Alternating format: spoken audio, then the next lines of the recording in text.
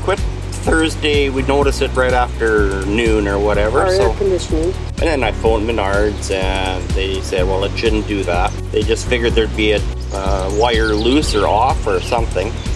Of course, when they got here, they knew right away what it was. Within 2 days, Menards were here with great service to get our air conditioning up and running.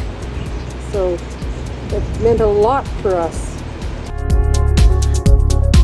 The last trailer we had was a Menard trailer too, but we bought it used. But last year, just in this campground alone, Menards were here like 3 or 4 times that I know of. And everybody commented already last year. And now this year, they've been here 4 or 5 times already. And I'm sure they're going to be here more yet. And there's a lot of other dealers that are a lot closer and they get very little service, if any.